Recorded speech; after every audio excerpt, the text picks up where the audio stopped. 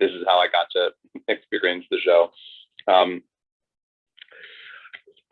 Before we start off, let me just take a second to let you all know next week is our hiatus week, but it is shaping up to be a very fun week. We have an event every night. The only night that has not been claimed by anyone and is still claimable is Sunday, next Sunday. Tasha's doing a watch of actually an episode that's much further in. I'm imagining it's a Jess episode. We have a trivia night. We have my happy hour on Friday. Nikki is doing an event next Saturday that is focused on the music of Gilmore Girls, and we're going to actually have a special guest with us, the real Dave Rogalski, who had a lot of music involvement on the show and knows a great deal about music on Gilmore Girls and music in general. He's a television veteran. And on Wednesday night, no, is it Wednesday night or Tuesday night? Hold on, well, let me just open up the app. Wednesday's the unaired. I'm doing, no, on Tuesday. On Tuesday, I'm doing with Mary. Mary's hosting an ins and outs of show business, where I'm going to talk about sort of the broader business of acting and writing, in Hollywood, as it pertains to, like, we'll sort of use Gilmore Girls as sort of jumping off point for me to just talk about, just sort of the industry and give you like just some tidbit information about what it's like to work in Hollywood and try and build a career in Hollywood and television specifically. And then on Wednesday night, we're watching the unaired pilot. That's going to be hosted by Regina, which is going to be super fun because I actually started watching the very beginning of it. It seems like they used a bunch of the same shots. They didn't reshoot everything. It seems like they actually used some scenes and some stuff, but there are some big differences, like huge. Was it unsettling to watch? Because I also watched all of it, but I found it unsettling at times. Was it unsettling for you? Well, I only watched the beginning, so I only saw like I was like, with the exception of the opening music, it was like, oh, this doesn't look that different. Of course, I know that it's different because you can see some of the pictures of different cast members in different roles, and I'm very eager to see that. So anyway, this is all just to say we are starting on season 3 on the 31st, but that doesn't mean we're stopping. This next week is going to be fun. So I encourage everyone to please join us for all of this stuff. Yeah. All right. Let us dive into the season finale of season 2. Welcome, everyone. For those of you who are joining us for the first time, this is Remarkist. We are a community of folks who like to watch our favorite shows together in real time, as if we were all in the same room, but we're not. As if we're huddled around the same television, passing pizza boxes and cartons of Chinese takeout. We're trying to create that just sort of social, comfy vibe. And because of that, if you arrive early, you can claim a spot on what we call a couch. That's this group of 15 folks here at the top, all with microphones next to their avatars. And that means that we can all speak during the episode. Like, we can just chit chat as you would imagine we would be chit chatting if we were all plopped on a couch in front of a television watching this finale. How much or how little we chat during the episode is really up to us, and there's no rules to it. In fact, it can sometimes get quite bubbling, and sometimes it can be just dead silent for long stretches of time. If you're expecting something that is like a rewatch podcast, that's not what this is. And if that's what you're hoping for, I would say come back in about 45 minutes when the episode's over, at which point we do a post-show discussion that I guess is a little more similar to that. This is really truly a watch, and we're watching it, we're chatting.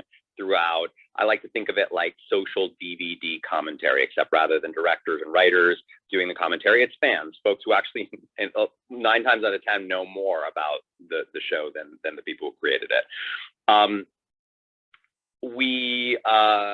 We try our best not to talk about things that are going to come in future episodes. So we try and focus mostly on what's happening on screen and maybe a tangent of something that it reminds us of. We also try our best, if we're going to be speaking, to keep the audio on our television as low as we can and still be able to hear it, or put headphones on just so that when we're speaking, we can't hear the episode in the background. And when we're not speaking, keep the mics muted so that we reduce background noise. We are recording this. I'm recording it. Mary, who I do. She's got her alter ego here. Right. She's had to remember to tell you to hit Remarcus. Okay, great. I will remember. We are recording this as we always do. These recordings will be publicly available on the Remarcus app at some point. And they will be there for folks who were not able to be here to listen to and sync up with their watches of the show. If you're not comfortable with your voice being a part of such a recording, then simply don't speak or don't come up onto the couch. We do hit snags occasionally. Internets go out. People get knocked out of the room. If that happens to you, no worries. Just come back in. If you were on the couch, you'll automatically be back on the couch. If your episode went out and you're trying to figure out where we are in the episode, there's a very easy way to do that. If you have got the Remarcus app and you have signed into the Remarcus app, just go to the event page for this episode, and you'll see a little time code, little timer, and that's the time code of the episode, and just use that to sync yourself back up. If you don't have the app, go to remarcus.com and install it. Then there will be pretty simple instructions to do that, and sign up for an account so that you can benefit from that little feature. If you don't want to and you still need that time code, there's another way to do it. Just click on my avatar, open up my full profile where you'll see my Instagram account. Click on that. It'll take you to Instagram, where there is an Instagram live feed of the time code. It's about 10 seconds off, so it's not as ideal as the previous method that I just outlined, but it'll get you close enough. We always skip ahead past the previously on if you're using the DVDs. I have to imagine there is one on this episode. I mean, this is a big episode. Yeah. I don't know. I'm not using the DVDs, so if you're using Netflix, there isn't these previously ons. But if you've got DVDs and there is a previously on, skip ahead. We are starting on the first shot of the episode, which to me is this picture of Sookie and Jackson. Jackson's holding some bananas, and Sookie's holding a cake, and there's some flowers next to this. Whew. Are we ready to go? Any questions? Yes, sure. I actually have a quick thing. Yes. Did you want to see if Jessica Reynolds wants to take my place so she can be up here with her friend Jen, since it's Sure. the first time? Sure. Jessica Reynolds. She in the, where is she? Jessica. Yeah. Yeah. Second row. I'm gonna invite you up. Third row, black Jessica. and white picture. I'm gonna invite you up, Jessica. If you decline, then we keep it all as is. If you accept, then I will drop. Who was that said it? Kathy Ann. Okay, yeah, Kathy. I'll drop Kathy Ann down. So inviting you to speak. You can decline or okay. Kathy, thank you. All right, great. No problem. Thank you. Kathy is going back to the audience, and we are going to start. I'm going to start by starting my recorder. All right, I am officially recording, Mary, so that you know that I definitely have done that. I am going to move over to the Remarcus app, where I need to actually hit the timer on that at the same time. And as always, we are going to hit our play buttons at the same time on the count of 3. 1, 2, 3.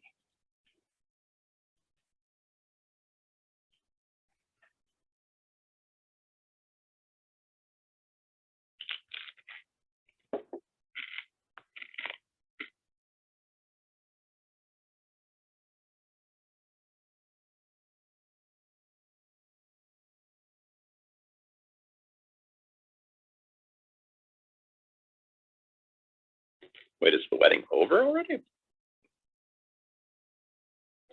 That cast is so ill-fitting, it drives me bananas.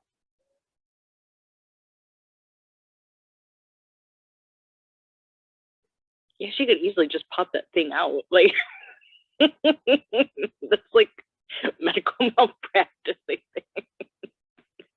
With how they gave her that cast. Oh my God, that's insane.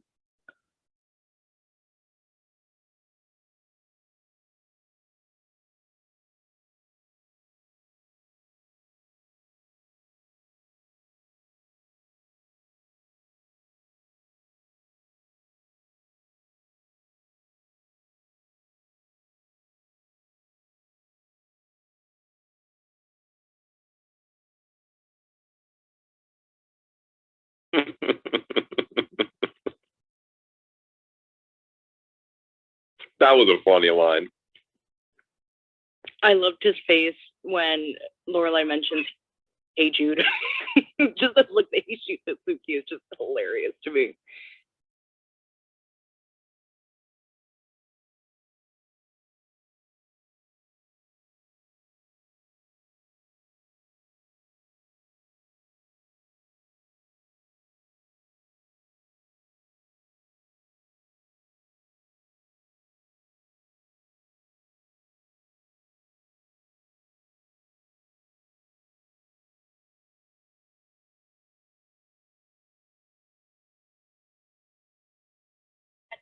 You can invite me.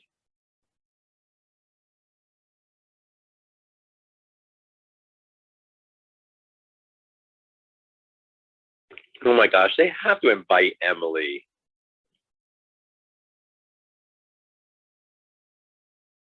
I'm a little disappointed that we're not going to see mushrooms and all the little acrobats. I'm actually quite surprised that she was invited last minute and not ahead of time. That's what I was thinking. I'm surprised she didn't invite her when she was helping her plan the wedding. Didn't something happen with their invitations and it was a weird word of mouth invitation, something fiasco? I thought that was just until she actually fixed it. The Susie St. James. Oh yeah, those invitations.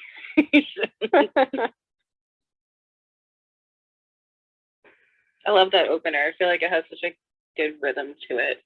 The dialogue has such a good rhythm.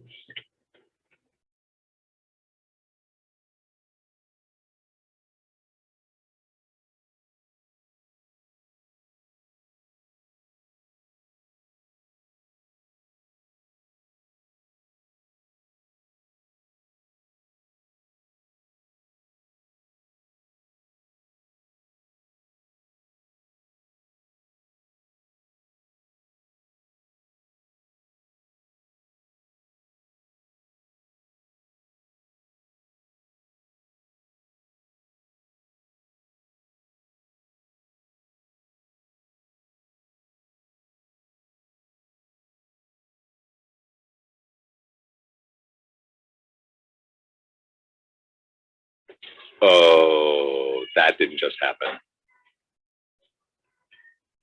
Finally figuring it out. I always Did your thought Netflix stop? speaker. Oh my God, I forgot how soon that comes in. Me too. Same. Yeah, I thought it was like season 4 that came in. Ugh.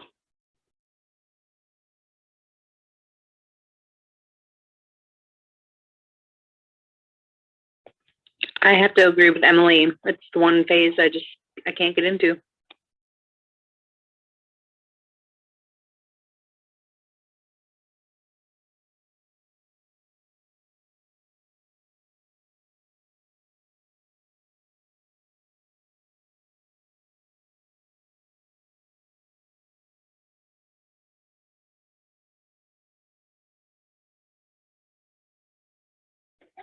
Who gets married on a Sunday?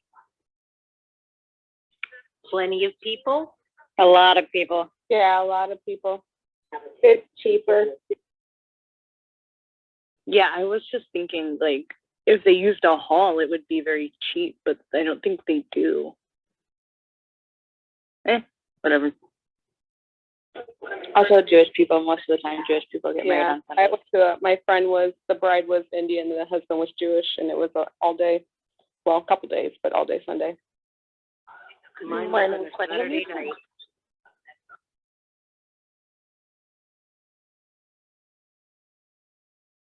If it's gonna be a day thing, it's a Sunday. If it's a night, it's gonna be Saturday.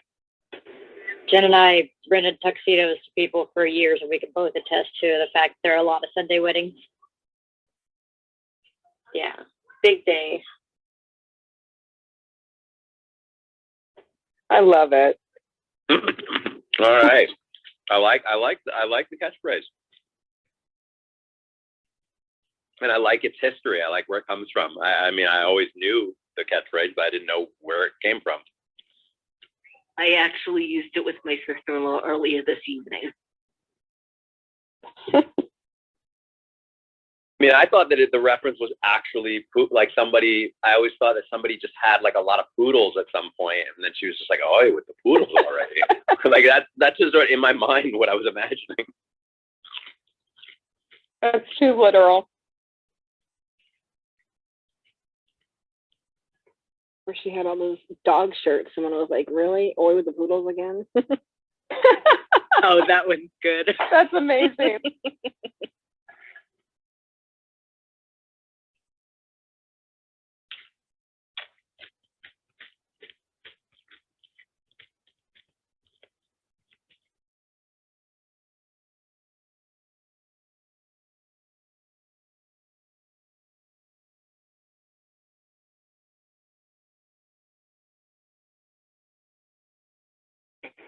Always leave so much food behind. I know, they took like 2 bites. Until they went to the other diner, I never really realized how huge the cups were at Luke's.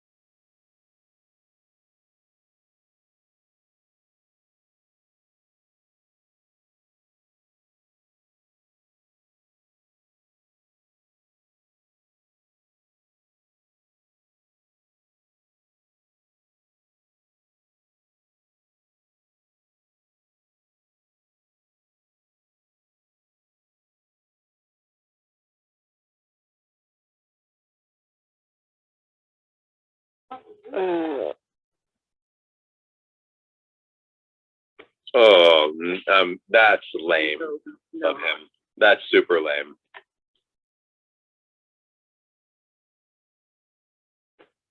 I mean, Lorelai really went in. Unpopular opinion, but I'm glad that Luke didn't let her off the hook like that. Really? Mm-hmm. All right. We got to talk about that afterwards. I thought that was a little unreasonable. No, I thought he was being too light on her. That's how much, like, I agree with him. But, you know, whatever. We'll see what post for sure.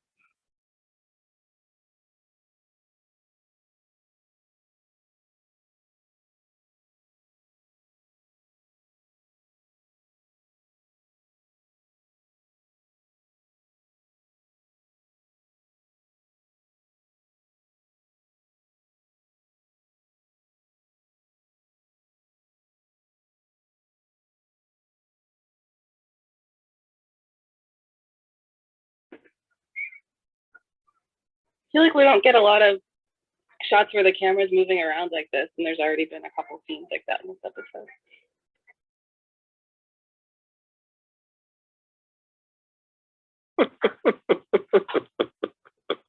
That's feel like not a very big audience for how big Chilton is.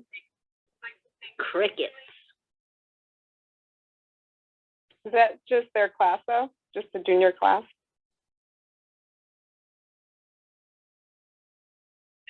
Very To much. answer somebody who recently asked about like, or said, I feel like the students at Chilton are somebody recently said that they felt like they're kind of oddly old, or a bunch of them seem like much older than high school students. I mean, you got to think like they're mostly background talent. They get them from a background talent agency, and their age window is pretty wide. So a lot of those people are actually just, maybe in their 20s.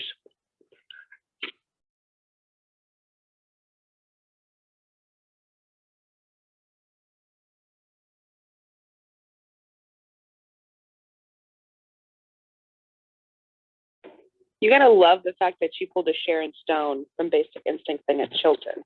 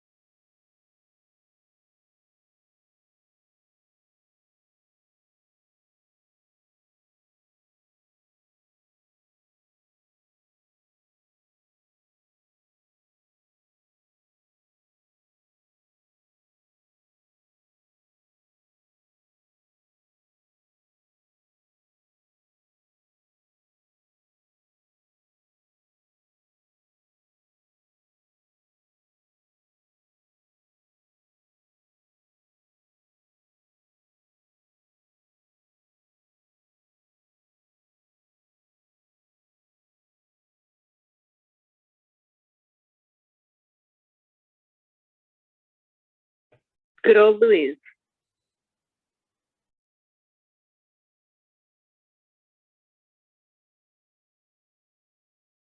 Damon to my Affleck, that was great. I never caught that line.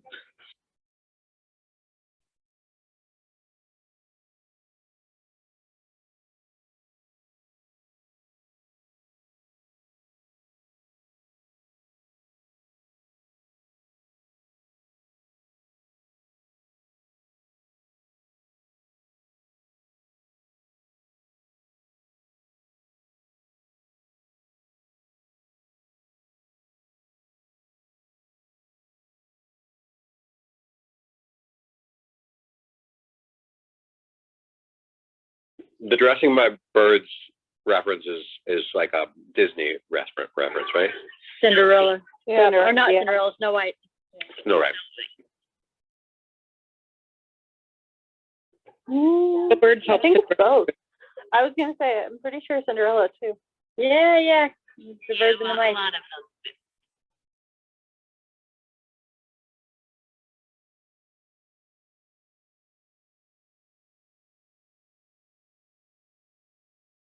Even Enchanted did it.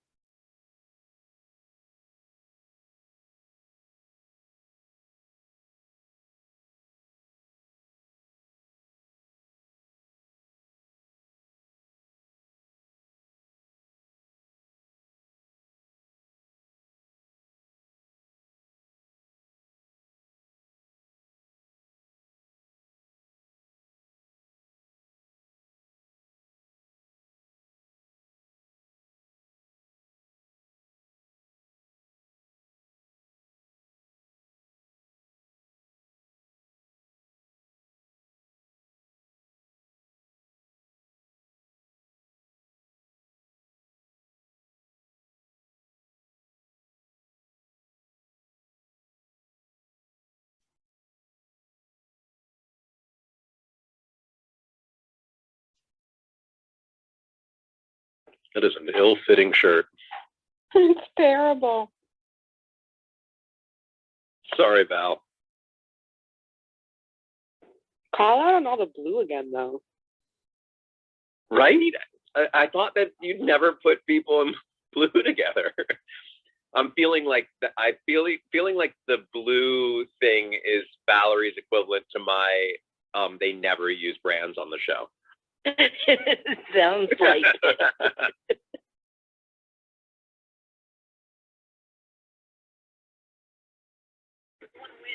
I really love yelling at medical staff in this show. It's the third time it's happened so far.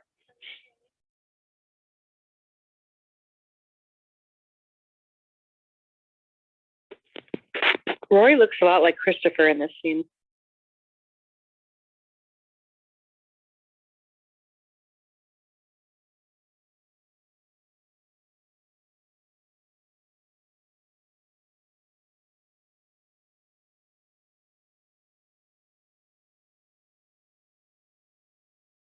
Yeah, even the hair color looks like really similar.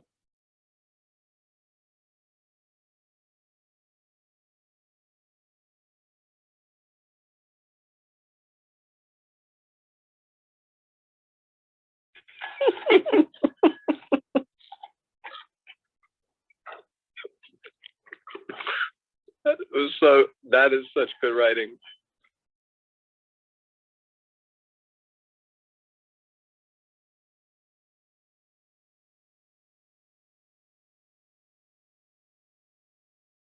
Yes, Kirk. It really is funny.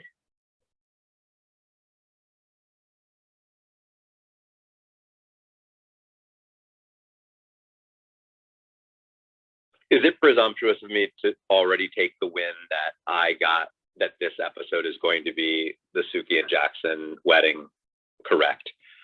I mean, Yeah. there's just no way the wedding's not happening in this episode. I think it's maybe too early to tell. The wedding. All right, fair enough. I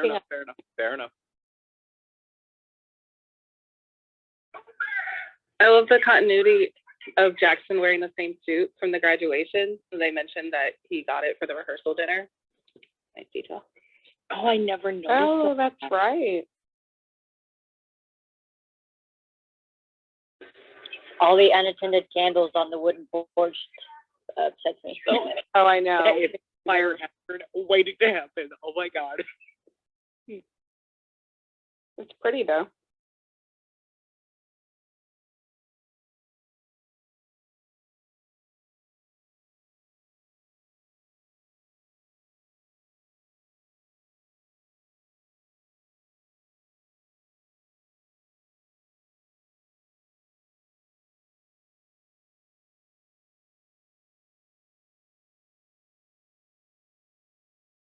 Oh, I feel like I'm gonna get a 2-for-1 win on this prediction.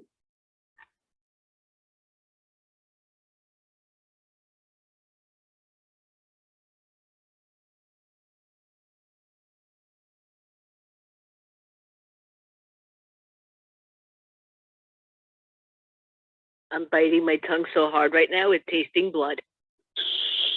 Same. Ooh, oy, oy, oy. I don't. Oof. Listen,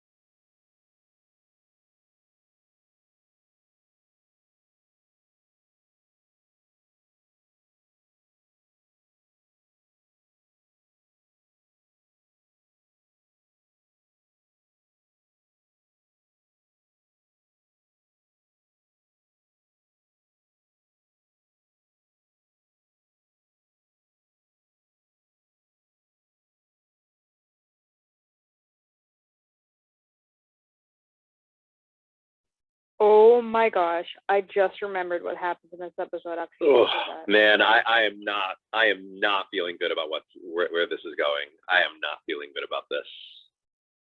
I feel like a basura is coming. Basura. Exactly.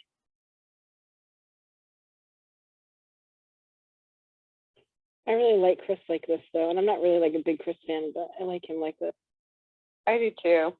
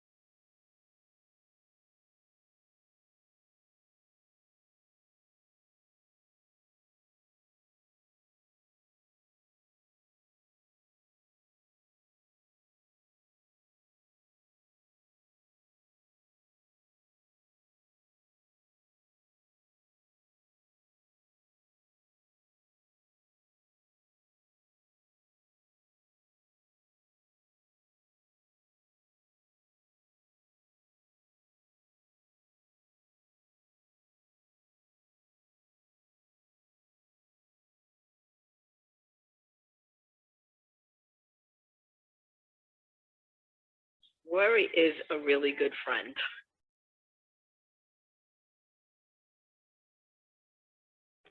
I really go back and forth on whether Rory or Emily is my favorite.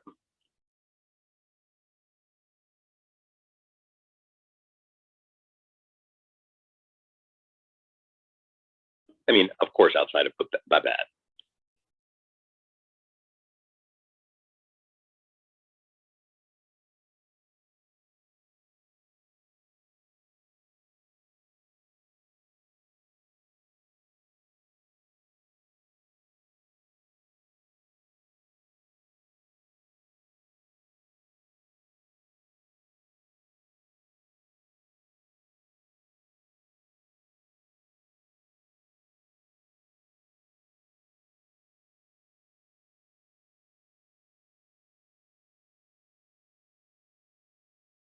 I thought they said they weren't going to do the Jordan almond. She was going to do aspirin instead. No, because Jackson said that they had already bought the almonds. Yeah, Oh. remember Jackson freaked out at the graduation. It took like a week to register. Oh. That's Yeah, right, we because he already was bought the like half asleep. Yeah.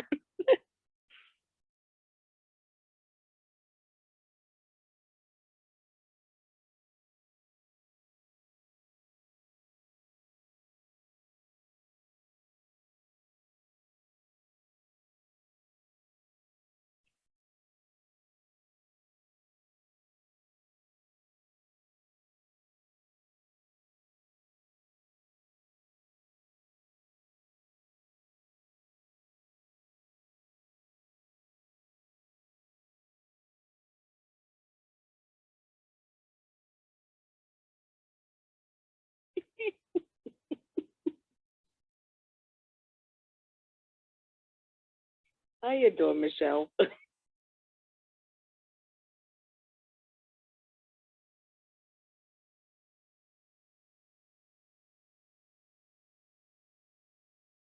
No bachelorette party? Nope. That would just be too much for the episode. I wish we had one though. That just feels like they couldn't fit that in.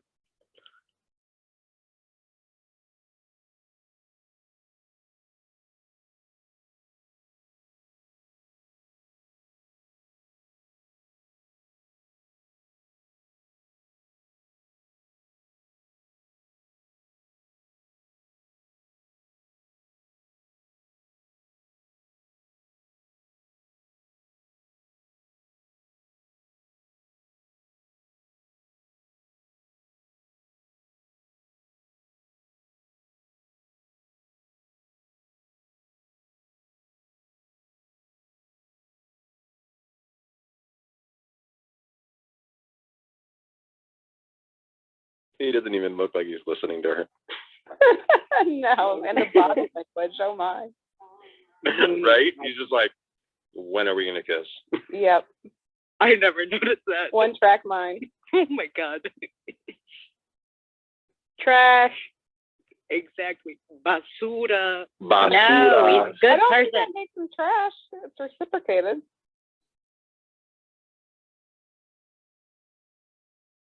Ew. Oh no, please. Yay. Oh my God. Oh, really? You have no idea. Bro, you've been thinking about this the last 5 minutes she's been talking. You'll. Ugh.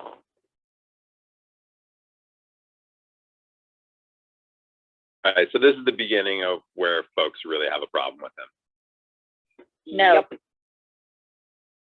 No? I love that consensus. We Yes, just already have a problem with them. Be so we not all have a yourself, problem. Hayden. I've had beef with him forever, so. Hard to remember where it started. No, I but don't know. the guys know, but Jessica, I call her Hayden. I don't know if like this is where I started to have a problem with him, but like I think at this point it was like, oh, okay. No, the beef in this episode isn't here for me. No. Yes and no.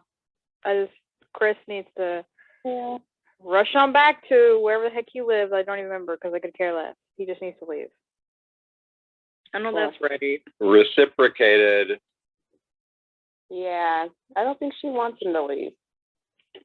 Wait, what? She doesn't want him. I mean, come on. No, she doesn't want him to leave. I said Oh, she doesn't leave. want him to leave. Of course not. Music's like so foreboding there, though, too. Like they're flying. It feels weird.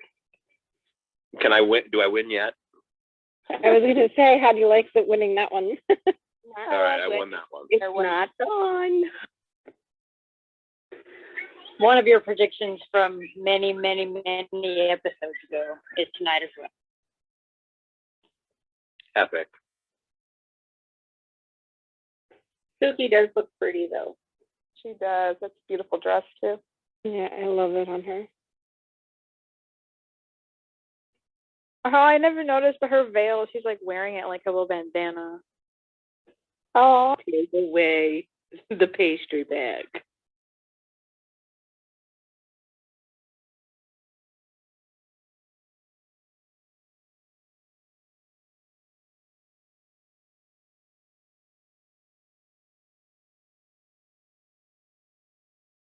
I've always hated that veil. I think it looks so weird. I don't know why it's like a headband with a veil attached.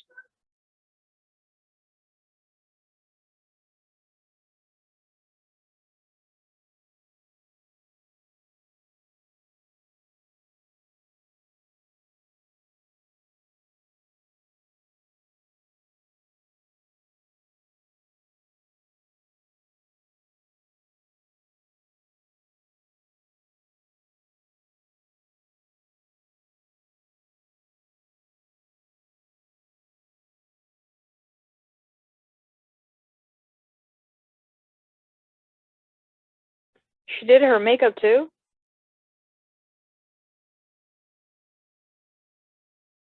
Yeah, she looks stunning. Gross.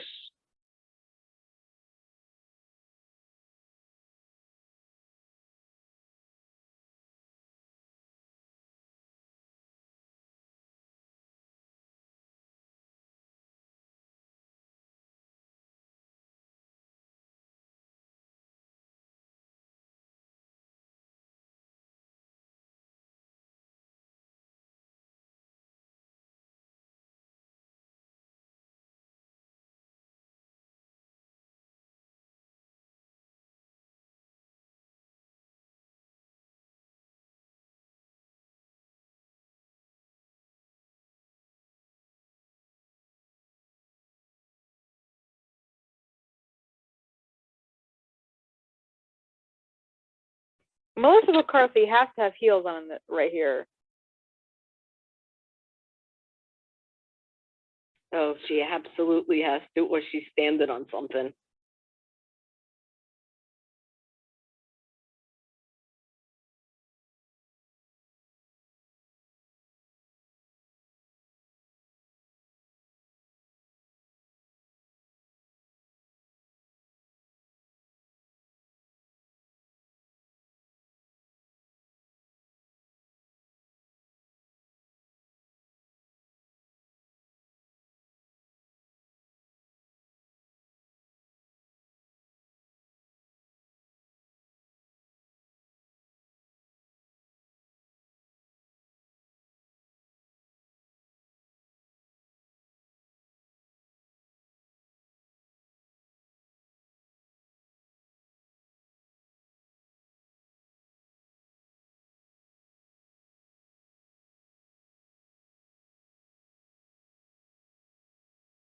I am.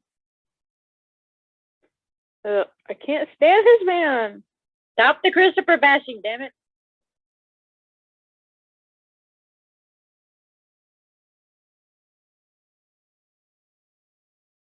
Yes, but he just said that they were thinking about it and talking, and nothing's been done. There's not enough Christopher slander in the world. Here goes, here goes, here goes.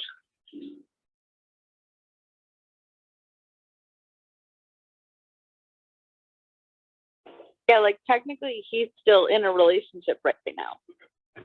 Yeah. But they've taken time apart. They're on a break. Exactly. The age-old. Stuff happens on break sometimes. You never used the word break though. He just said take time apart to think because like they're physically separated because she's on a work trip. He said nothing about like actually, taking time from like the relationship. Yeah, I think that makes me think they're still in a committed relationship. They live together. That's why he said he was thinking about looking for an apartment. Here we are. Oh. Yep.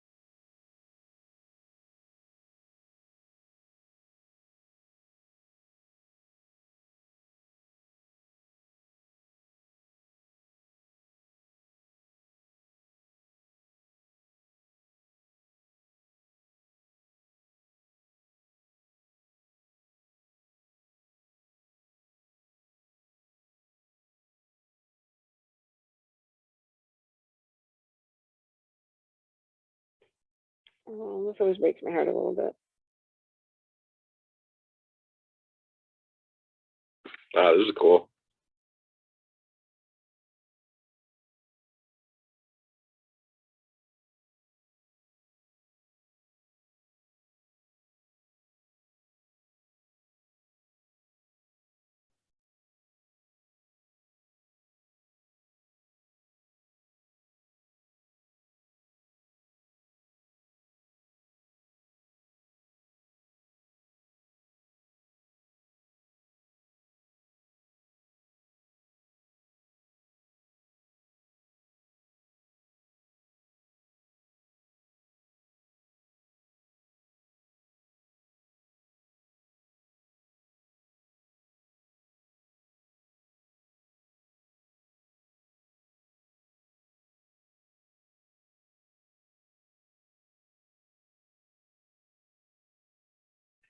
I really want to see that shirt.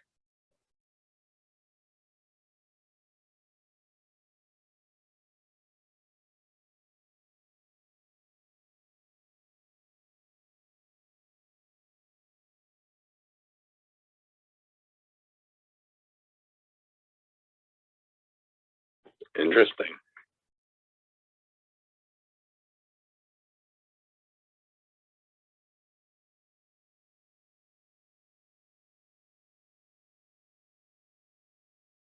So is he in love with Rory then? Is that the idea?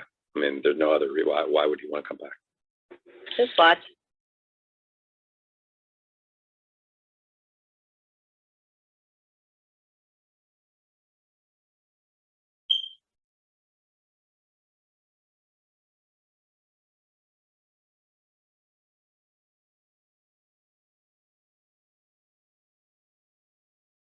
Notice Jess's navy blue jacket and Luke's navy blue shirt.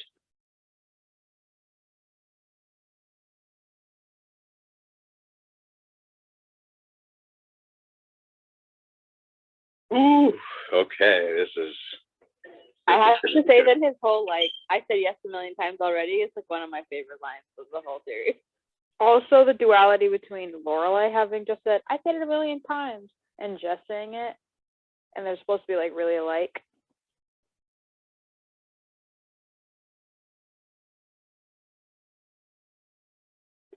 Yeah, I've been thinking a lot about that Jess Lorelai similarity. Or I guess fan theory or what. I mean, I wouldn't call it a theory, but it's like more of like a fan observation. I buy it.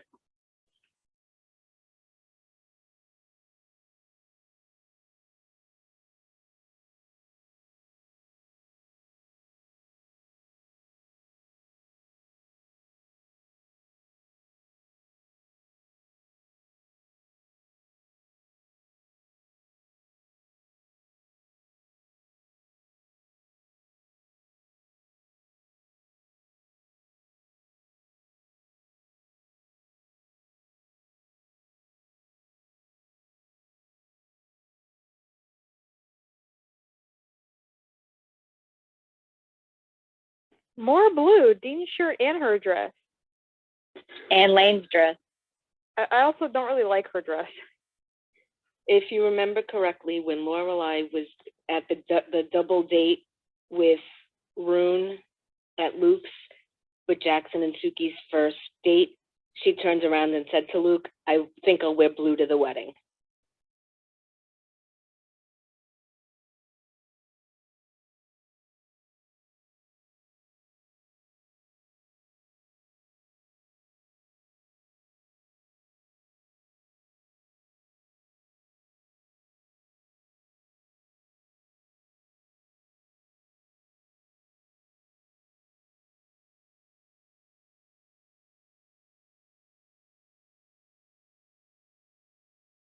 Emily's face.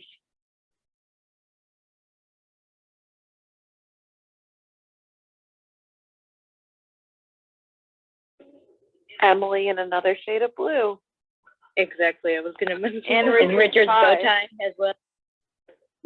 Technically, I think Emily looks more like a periwinkle, but that's just my opinion.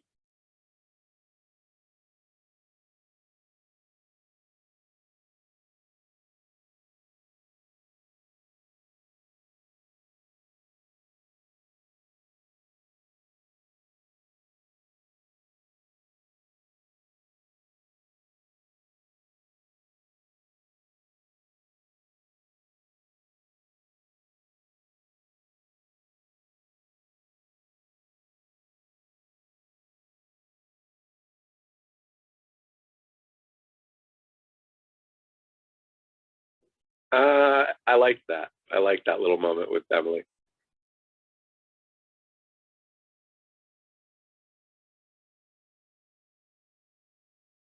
Lane. Yeah, I like this moment with Kurt.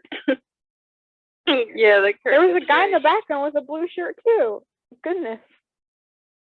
When I was in the car with my father last night, we were driving and he had on a radio station and it was playing that song and all I heard was Kirk singing. I get back to my father's place and I had to show him that part of Hey.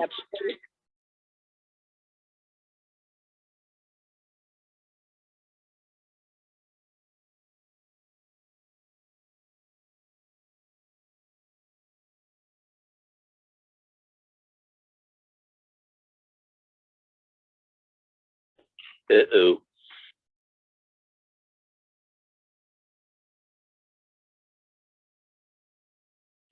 Double uh-oh.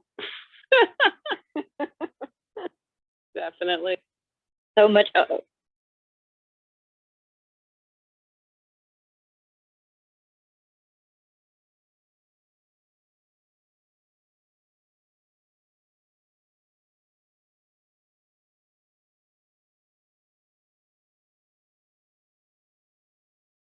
Oh!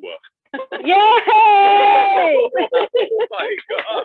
I love how she goes in for it. Weren't you all just bashing Christopher because he was still in a relationship? Oh my goodness. Oh my goodness. That was So cute though. scandalous. yeah. She's Wrong. the worst though sometimes. Oh, watch. Quiet, yo.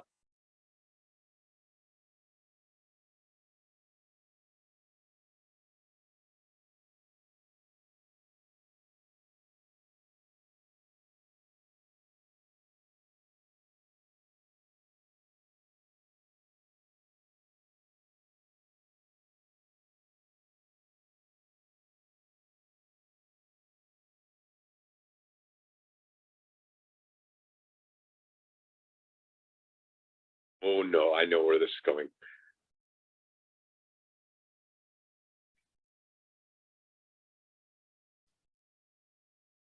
Do you?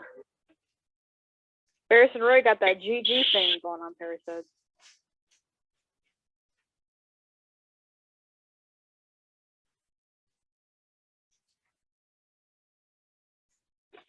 Oh my gosh, I got another theory right. I got another theory right. I said That's that. what I said, the one from many episodes ago. I dropped that one.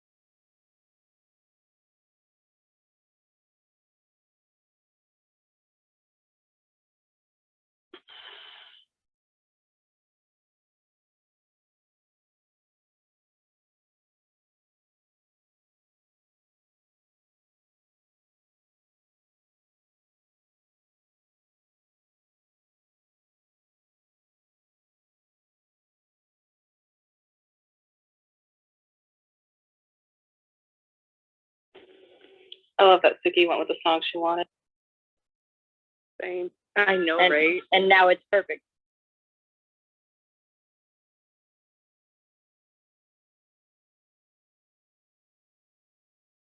Right, and now the song becomes for them.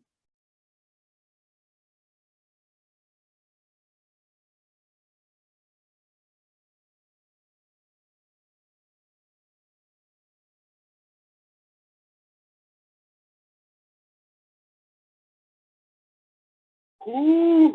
All right, we're opening the couch like stat. We got to get Tasha up here.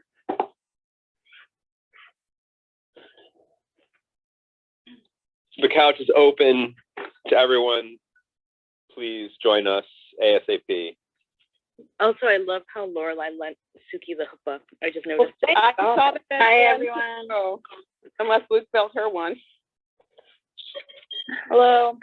Say hi. Oh my God. Hello. Donna, Hi. Hi. Hi, everyone. Hi, sorry, I'm bringing Hey, folks Tasha. up on stage. No, I was just saying I really enjoyed your reactions throughout the show. Yeah, especially at the end there. Oh my goodness, Double that move. was Double intense. So first of all, come on. Okay, no one can hear me. Okay. Come on. We can hear you, Tasha.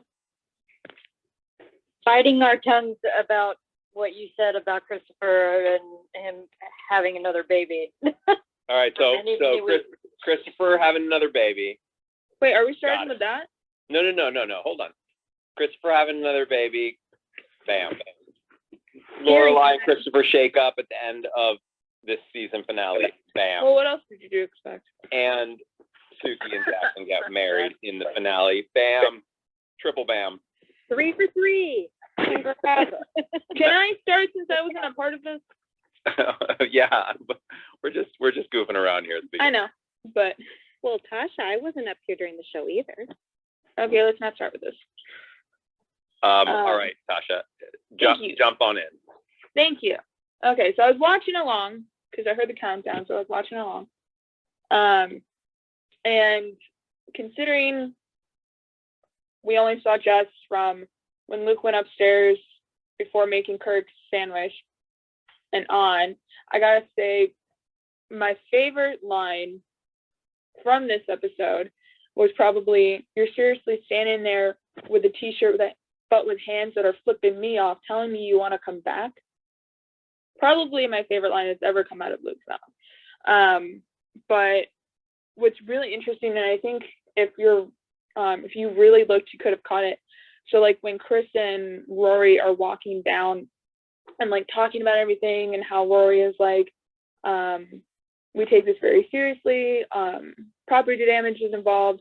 When the camera panned, it did it very quickly, but you can kind of see the outline of Jess. You caught it really quickly. And I think they did that just to be like, wait, who could that be? Is it Jess? Like, did he really crash Sookie's wedding? And then when Jess was like, just wanted to, and then there was like that moment, and then she kisses him, obviously, and then I feel like he was either one, thinking that it was going to happen, or two, caught completely off guard, thinking with the fact that Rory leaned in and kissed him first. But I really liked his reaction, like after she like ran off and said welcome home. His reaction was like, please tell me that did not just happen. Like, did that just happen? I'm sorry, what?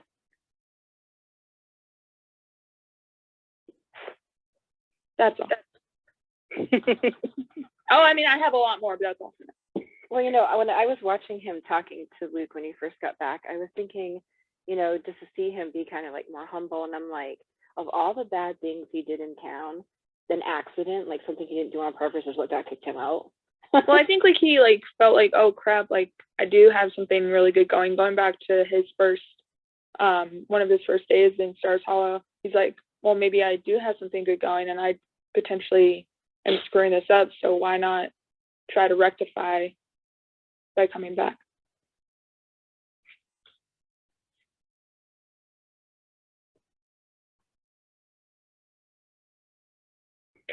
I did like the return of Jeff.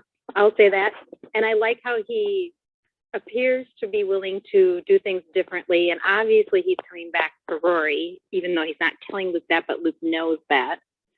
So I mean, I do like the way that ended. And every time I see this episode, I'm always surprised that Rory kind of just jumps in and kisses him, but then pulls back. Even though I know it's going to happen, it still always kind of surprises me like it did the first time, just because it doesn't seem like Rory to do that. But obviously it is now. I think that once Jess entered the picture, there is a whole new playbook involved. I think Rory surprised herself that she actually kissed Jess. And that's why she pulled back, because she's like, oh God, I have a boyfriend. And she just cheated on Dean. Yeah. She brought like maybe in Rory's mind, she may have even like kind of thought that they were kissing each other or that he kissed her. And then I think it was like the realization like, oh no, I actually just dove in and kissed this guy. It kind of goes back to how she was saying like, when she went to see him in New York, like, that wasn't me. I don't know what was going on. That wasn't me. So it's kind of like that. Yeah, same. this was Bizarro Rory kissing Jess. Yeah, I think it was the same type of situation. Hormones, boy, they're I don't believe in the Bizarro Rory. It doesn't. She had every intention. I don't either. To kiss him. Yeah, I think it's just been building up. She went to go see him, and then he's definitely coming back for her. And I do like, Chris, that you mentioned that Luke knows. He knows why he's coming back. He doesn't even have to say it, and we know he's not going to say it, but Luke already knows. And so I think when she sees him, she's just like, oh my gosh, I went to New York for this guy, now he's here, and just, I don't think she could help herself. Well, then remember when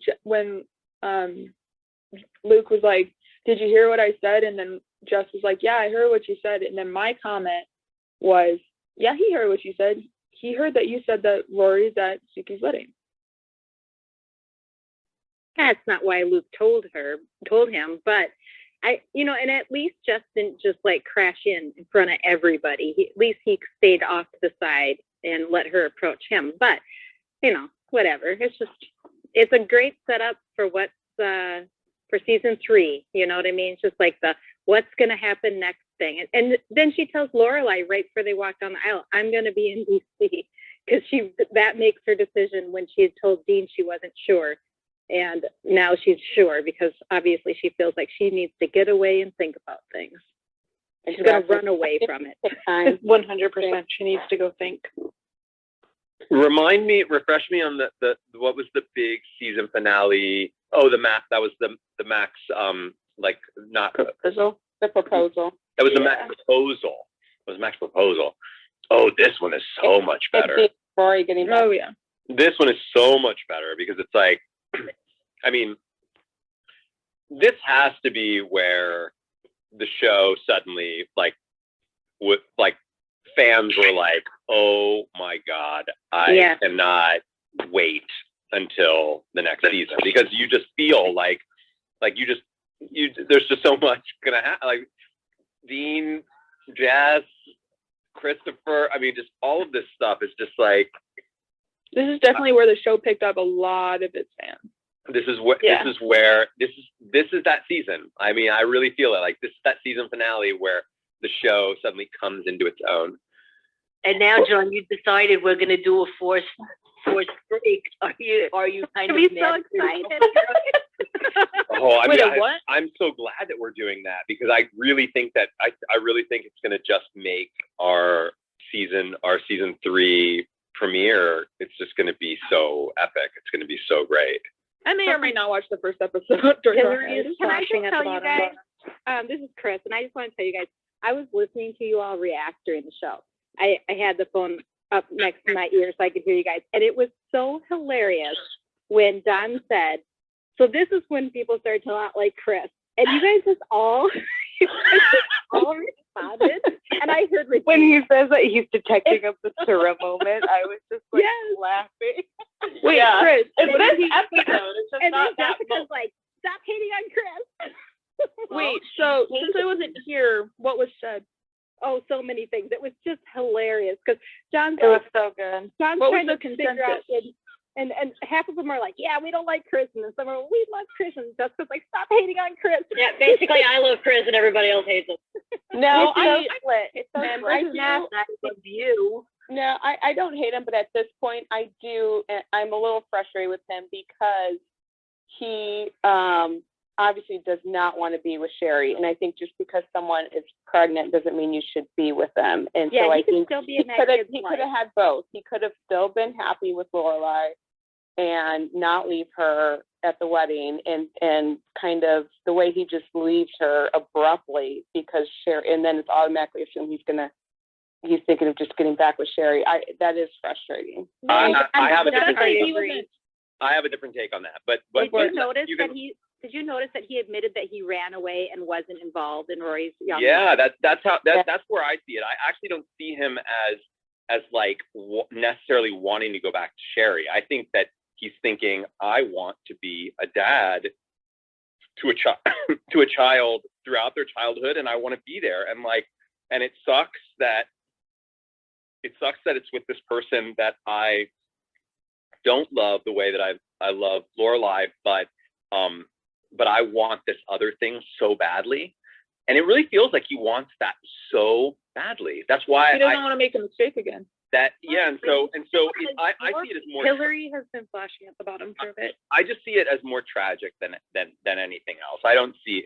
I mean, and then also like what are you going to do? Like he's there at the wedding. He knows that she's pregnant. He knows he's going back to her. Does he like not say anything and enjoy the rest of his time there with Lorelai? That would be a terrible betrayal, right?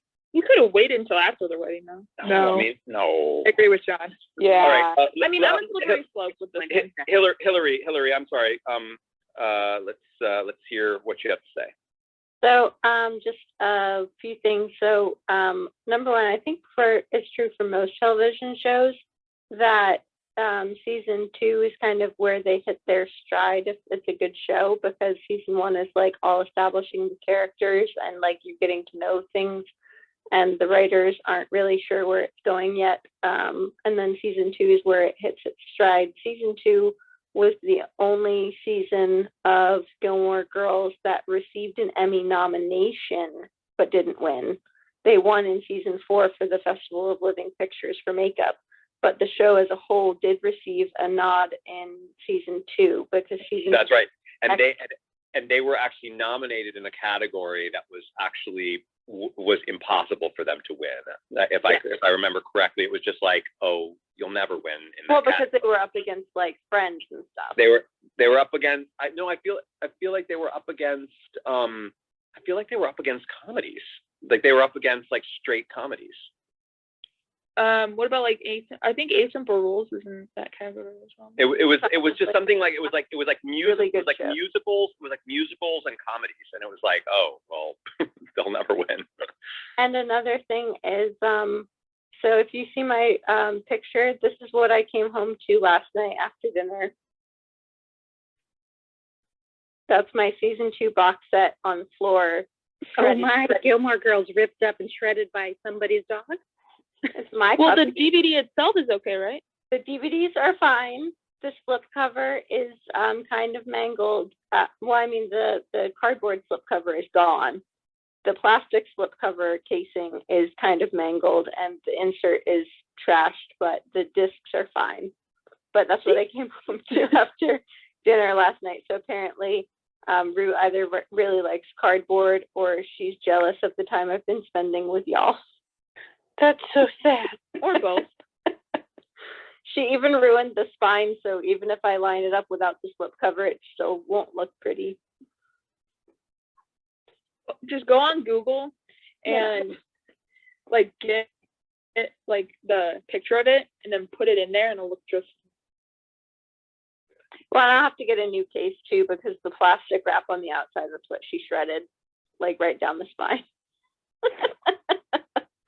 But yeah, anyway. And also to speak to the Christopher and Lorelai situation, I feel like Christopher and Lorelai are never quite in the same place. And Lorelai even said that to him when he brought Sherry to visit earlier on in season 2, that but she was maybe holding herself back because she was waiting for him. And they were just never in the same place at the same time. And now it finally seems like they are. And yet again, something connives to derail them. Right. My theory for season 3, Lorelai. Let's have it. Lorelai is pregnant. No, I'm kidding. I'm totally Dun, joking. I was about to say, can we just say a no on that one? So there's somebody on Discord that pointed out what I heard some of you guys say, that the breakup between Christopher and Sherry did not seem really clear. And then I heard John say that he's not even listening to Lorelai because he just looks like he wants to kiss her, and that kind of cracked me up too. But I agree with all you guys when you said that it wasn't very clear, and it almost seems like Christopher was just kind of glossing over things because he's just really interested in Lorelai. And that's one of the things I didn't really like about that particular thing with the character tonight. And it's like Lorelai gets all happy and she's starting to feel like something might go her way, and then boom, crash. Not happening. And she told her mom about it too. Yeah. I mean, I feel bad for Lorelai, but that's not enough for me to feel like he did anything wrong there.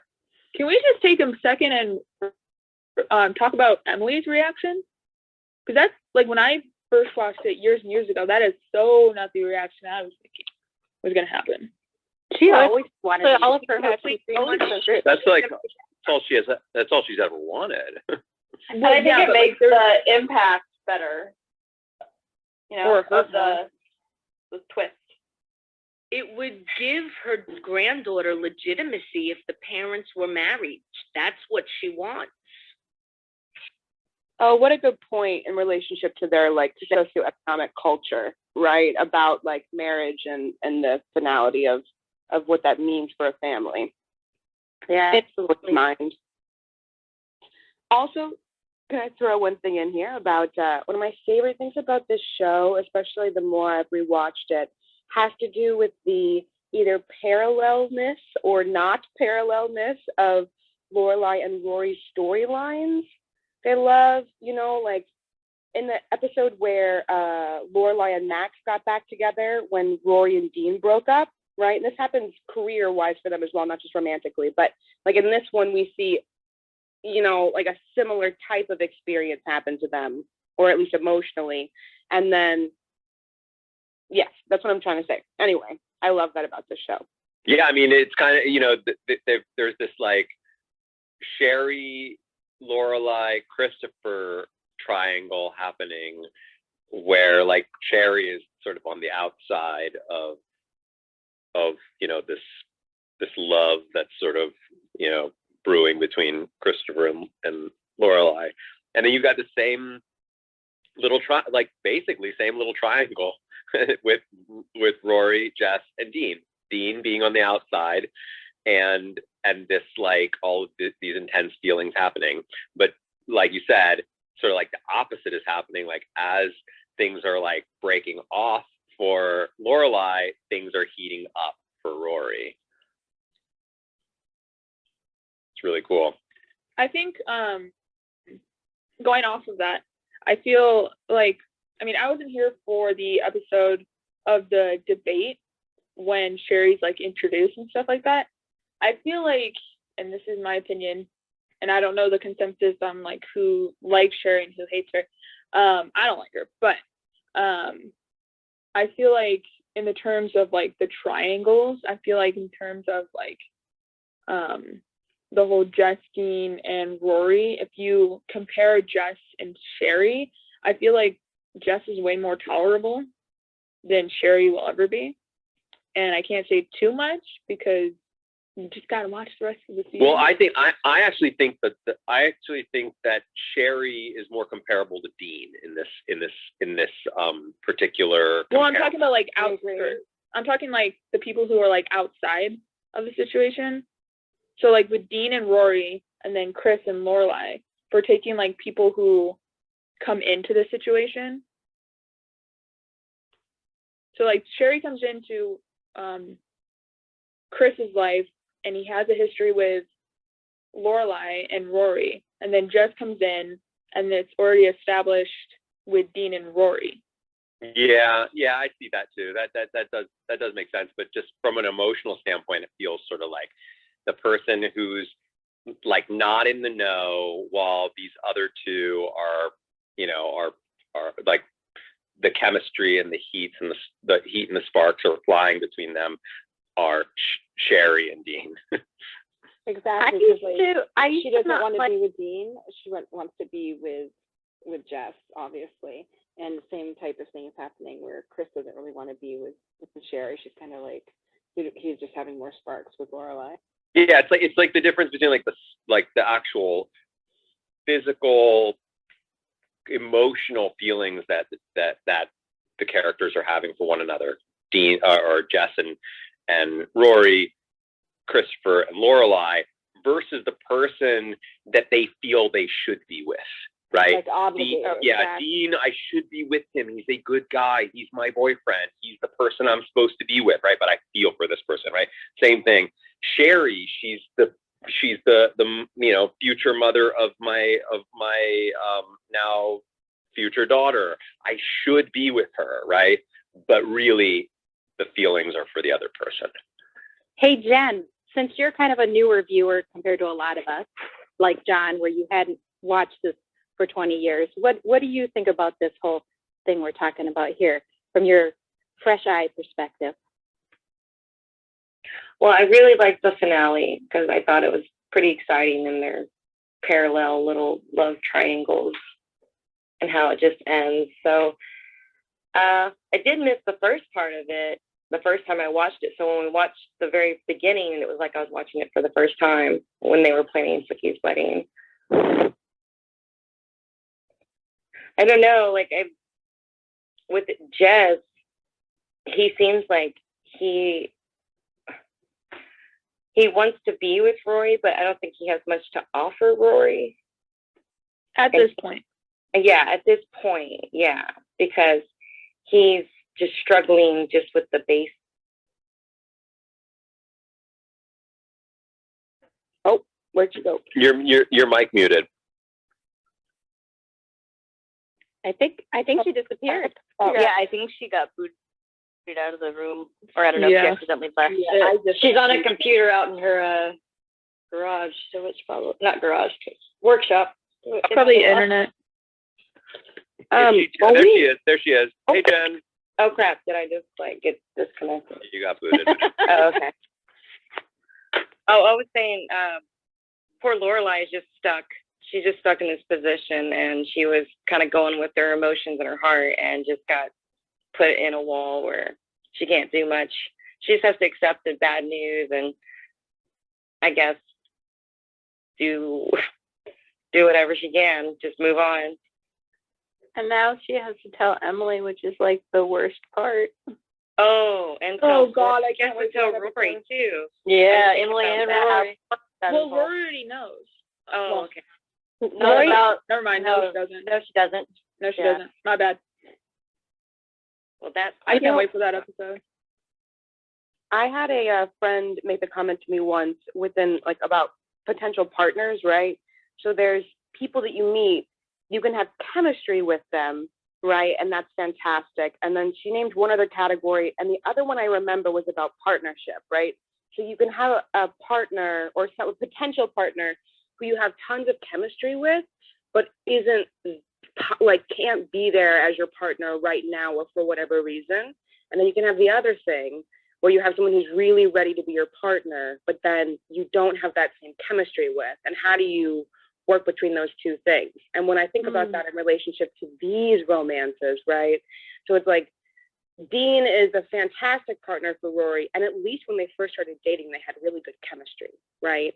But then Jess shows up and he has all bucket loads of chemistry with Rory, but he can't be there as her partner, right? And if you can draw that's the moment with Lorelai and Christopher and Lorelai and Christopher and Sherry, that's even more distinct there for me.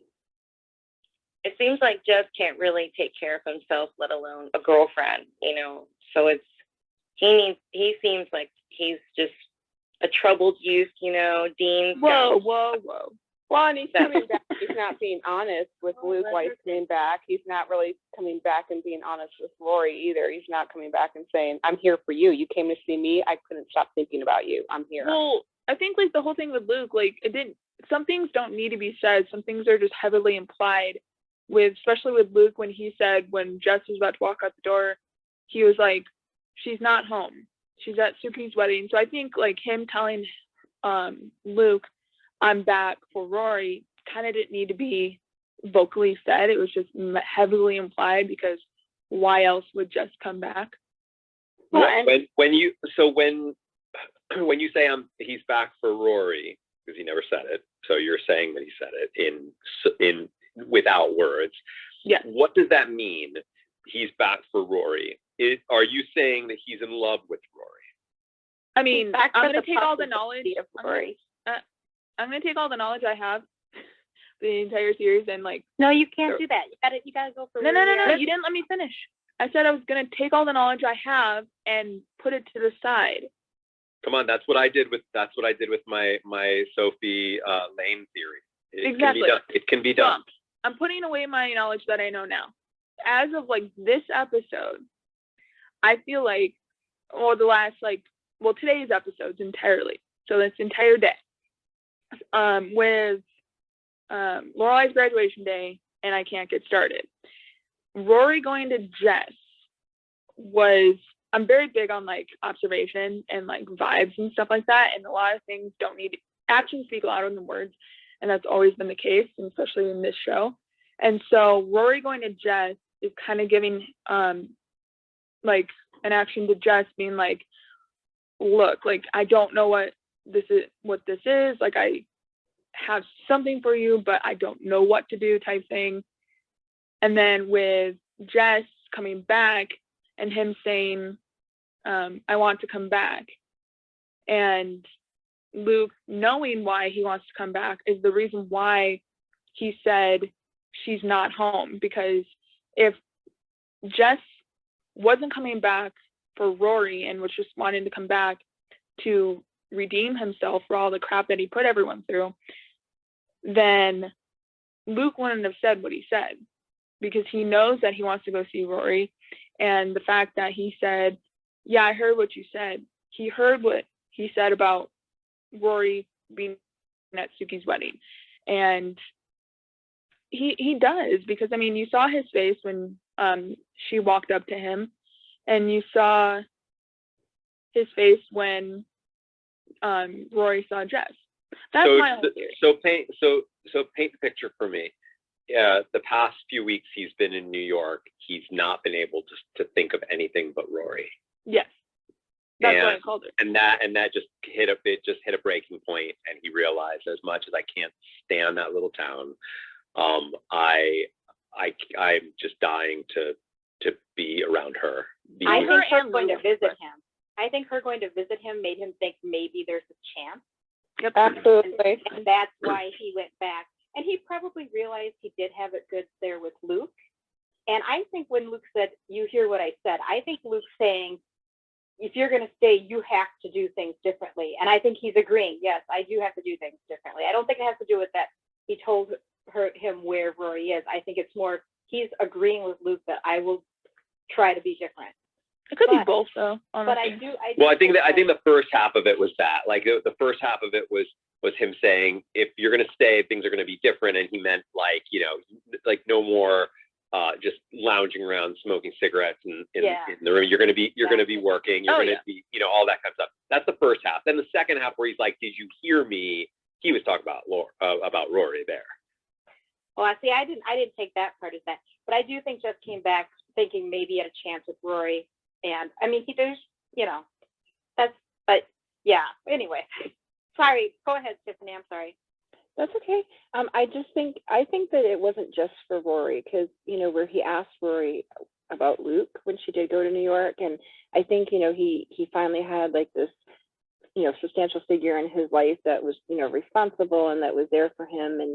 And I think it was hard for him in New York, and he had kind of like this taste of this more stable life. And he might want to say he doesn't like it, what most teens say, they don't like that. But in reality, they do kind of crave that a little bit. And so I think he might want that. If he does want a relationship with Rory, he knows that he kind of has to, clean up a little bit, and this is the place that he would need to be to do that. Yeah, I buy that. I totally agree. I was gonna say the same thing. Like, I think I definitely think it's about Rory too, but I think when Rory shows up in New York, I mean, Jess he's never felt tethered to anything. That's very clear when he shows up in Stars Hollow, that he's never really felt wanted by anyone, like his mom, and Luke is kind of gruff, and and I think when he actually sees a piece of that world in his world, so when she shows up and sort of brings it to him, he realizes that, like, hey, being tethered to a place and to like some family might not be the worst thing. And I think sure, he likes Rory, he wants to be around her, but like I think she's also the catalyst for him realizing that, like, having family who actually cares about you and wants the best for you is not something to run away from. It's kind of nice. I agree with that. I agree. Yeah, you know what I'll throw in here too about Rory is, like, we're seeing her in the early years now, right? But when I think about her in the future, it feels like Rory is someone who's the way that they love people, right? When you look at how Rory shows love to Paris, even though she's Paris, right? How Rory shows love to Dean, even though, or pardon me, to Jeff, all these people. I think it will have a very strong impact on the people's lives that she interacts with. And that's like a nice, quiet thing about what's being built. Yeah, she does do that. She does kind of have an impact on people when they don't fully realize it. And you're right, it's really clear with Paris. Paris just grows on you, though. I've always liked Paris. She's one of my favorite characters because she knows what she wants and she goes after it. Yeah. And she's so intense. She's so intense and she refuses to not be. Yeah, but I feel like throughout like season 1 and season 2, she like really kind of calmed the heck down. And I think it has a lot to do with Rory, because I think Rory kind of brought her back down to earth, especially after when she exploded on Paris after like Parents' Day. Mm-hmm. And I think that kind of like, I mean, even though PJ Harvey, end of season 1, that's that whole thing, but that's just Paris being upset. But in like friendship terms and real life terms, Rory bringing Paris down a couple notches, and then there's the rub. That's when it's kind of like, okay, Paris has grown on you. You kind of can't hate Paris anymore. Well, and Lorelai has also gone out of her way to make Paris feel welcome in their home with the whole Bangles concert thing. And so I think between the two girls, Paris has kind of found that sisterhood that she never got because she's an only child with estranged parents. So I think that Lorelai and Rory are very family friendly towards her. I mean, they invited her to stay for the Bracebridge dinner, and then there's the rub. So they've extended a lot of hospitality towards her, and I think that it's warmed her up a lot. Very true. Hey, John, what did you think about when Lorelai walked in on Sookie in her wedding dress, going nuts about like the cake and things like that?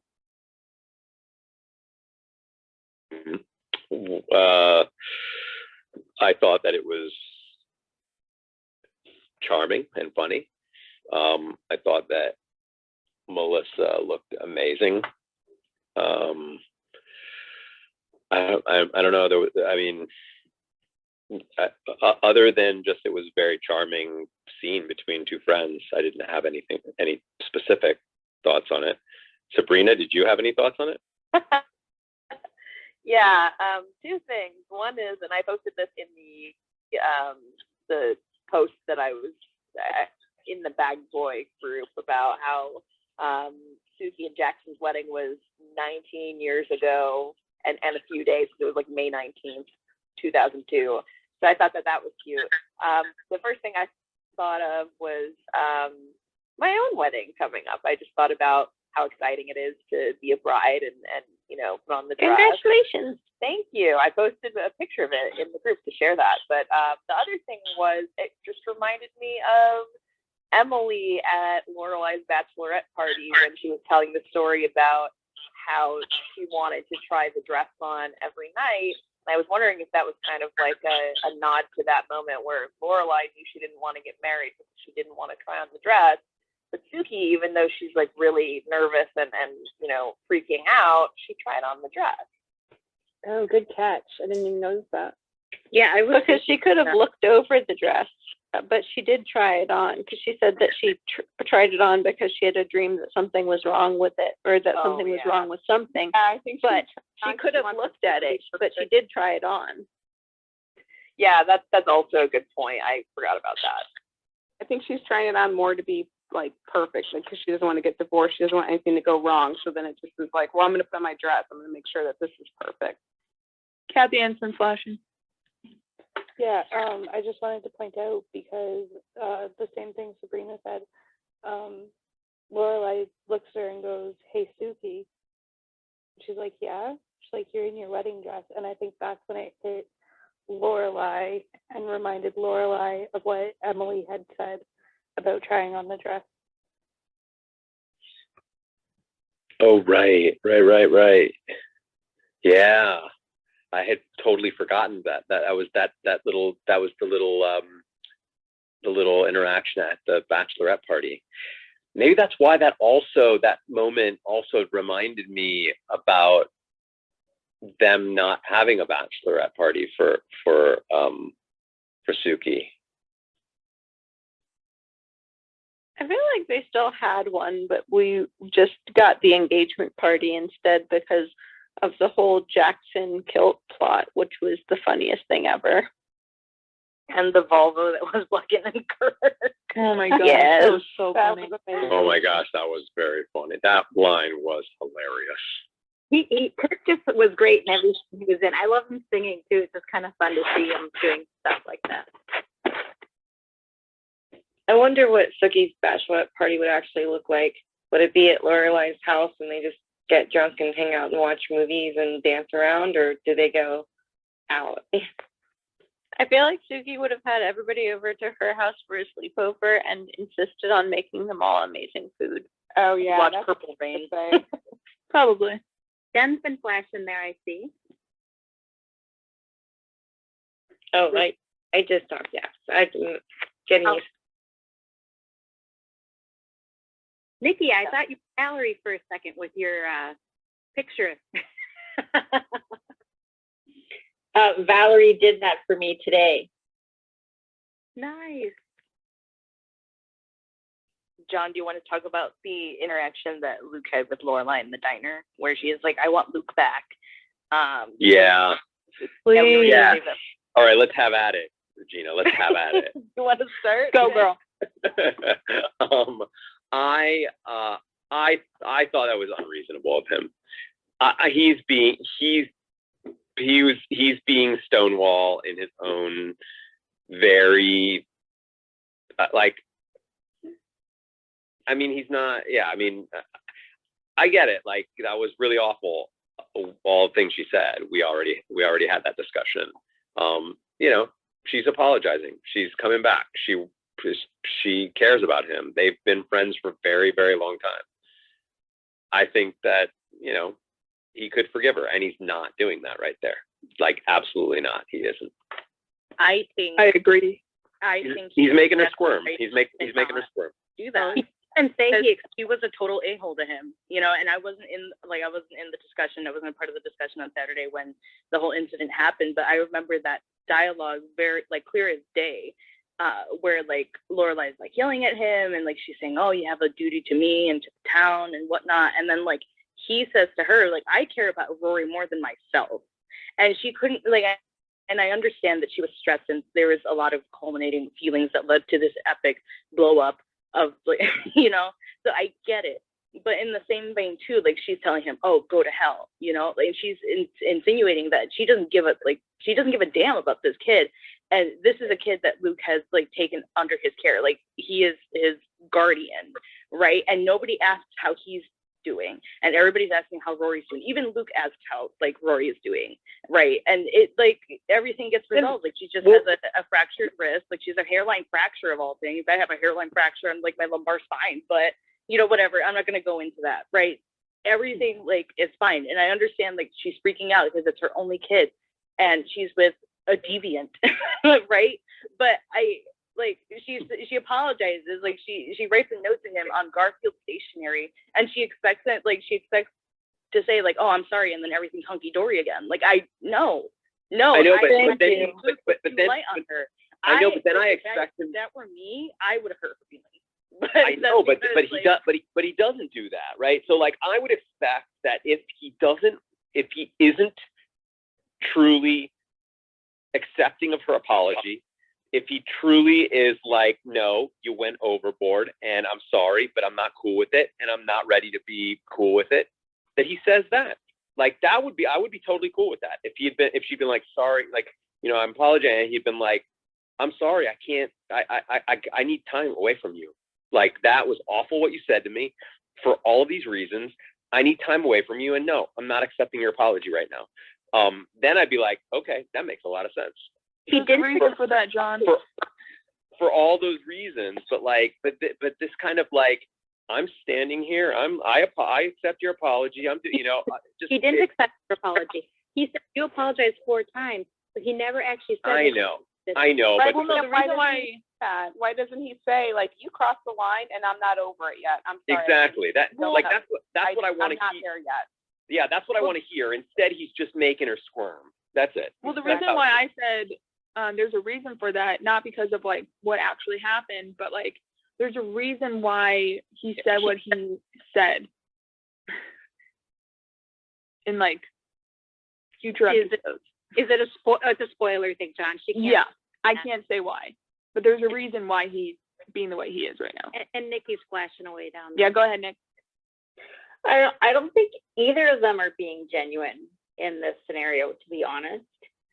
I mean, the day after Rory was in the car crash, when her and Lorelai were going to Luke's for breakfast, and like Rory saying to her, like, are you sure everything's going to be okay? Like, was it really bad last night? And she's like, oh, no, it's fine. Like, we had words, but everything will be fine.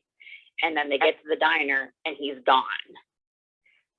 So Lorelai, I don't think, has really any kind of concept of how the things that she said were. And I think she's just saying that for Rory's sake. She didn't want to get into it with Rory, but the way she was saying is that Lorelai, you could tell Lorelai knew herself the magnitude of what was, the rift between her and Luke, but I think she didn't want to have to explain it to Rory, so she was kind of making it seem like it was less than it was. Aislinn, are you flashing to talk, or are you just clapping for someone? No, I'm flashing to talk. I honestly think that Lorelai's apology really wasn't sincere, and if she was sincere, she wouldn't have written it out. She would have gone to him, and she said some really, really rude stuff, and she wanted Rory to be like, she was like, Rory's more important, and that's really not the case. And she really didn't give a crap about Jess. Yeah, Jess was driving, but Rory let Jess drive, and that's what's frustrating is she didn't give a crap about Jess or Luke in that situation, and I don't think her apology was sincere, and that's what really gets me in this whole thing is that she was like, well, I want you to accept my apology, and I think some of it was that she just really wanted coffee. Exactly. Well, I didn't get to finish, but like I said, I don't think either of them were being genuine. When she goes up to the counter, she makes a joke about the donuts. Like, to me, not really a great start right off the bat. And it largely felt like she just wants to get back to Luke's to get coffee and food. And so I agree, like, Luke should have been like, thanks for apologizing, but I'm not ready yet. But I don't think either of them were being genuine. Yeah, while I agree that like Luke should point out like, okay, right, like you said this to me, you did this wrong to me, right? But like, I also feel like Lorelai throws him a lot of crap his way. And so I feel like this is one of the few times, maybe the only time, I can't remember, but where he's like standing up for himself, he's not taking it, you know, like, so that's why I hate this moment with Lorelai, because she's expecting like, oh, okay, like I apologized a million times. Well, no, you apologized 4 times. And then like however many times you said it on a note of all things, like you couldn't even say it to his face.